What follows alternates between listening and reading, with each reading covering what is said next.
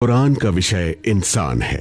इसका एक एक शब्द, इसकी एक एक आयत मानव प्रवृत्ति को अपनी ओर खींचती हुई दिखाई देती है। कुरान कहता है, मैं तुम्हारी आत्मा की जरूरत हूं और तुम्हारे दिलों की तमाम बीमारियों का इलाज भी।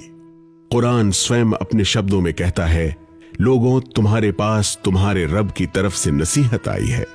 यह वो चीज है जो दिलों के रोगों का इलाज है और जो इसे कबूल कर ले उसके लिए रहनुमाई और रहमत है।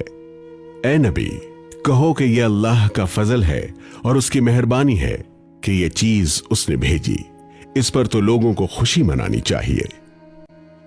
कुरान एक इंसान ही नहीं बल्कि पूरे इंसानी समाज के सुधार की बात करता है। खुदा की जमीन पर अमन और शांति की स्थापना ही इसका मुख्य बिंदु है। कुरान कहता है कि तुम्हारे बीच के सब भेदभाव और झगड़े मिटाने का केवल एक ही रास्ता है कि इंसान अपने असल मालिक को पहचान कर उसके बताए हुए रास्ते पर चले, न कि केवल सुनी सुनाई बातों और अपनी सोच और गुमान की डगर पर। कुरान अपने पढ़ने वालों से खूब बात करता है। यदि वो बहका हुआ है तो उसे संभालता है, बिगड़ा हुआ है तो उसे संवारता है।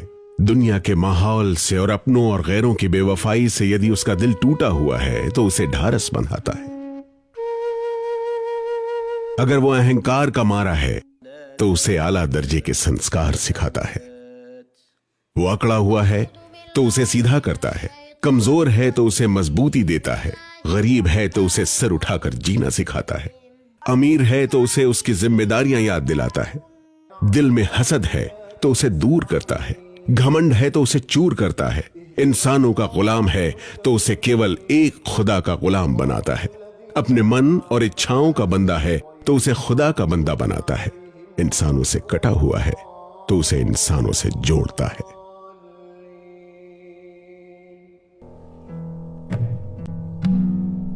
दुनिया के तमाम धार्मिक ग्रंथों में कुरान एक ऐसी आसमानी किताब है जो 1450 सालों में राई के दाने के बराबर भी किसी बदलाव का शिकार नहीं हुई। इसका एक एक शब्द ज्यों का त्यों है।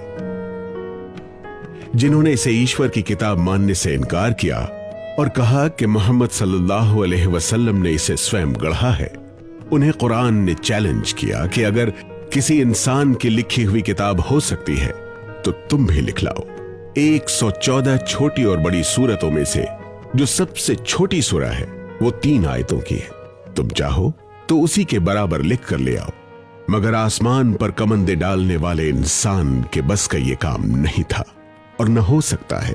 कुछ लोगों ने इसका प्रयास अवश्य किया, परंतु वो हार मानकर बैठ गए।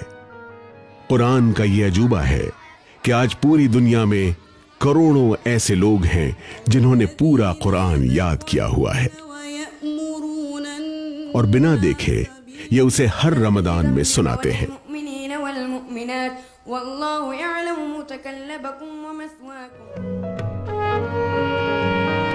इस तरह कुरान दुनिया की एक ऐसी अकेली किताब है जिसका एक एक शब्द जस का तस करोड़ों लोगों के दिलों में महफूज है। खुदा के आखिरी पैगंबर हजरत मोहम्मद सल्लल्लाहु अलैहि वसल्लम की सच्चाई का सबसे बड़ा सबूत है कुरान। यही कुरान इस्लाम का परिचय है। यह कहता है कि इस्लाम दिन की तरह रोशन है और रात की तरह पुरसुकून है, सुबह की तरह निखरा निखरा है और शाम की तरह सुहाना है। जिसने इसको पा लिया उसने सब कुछ पा लिया।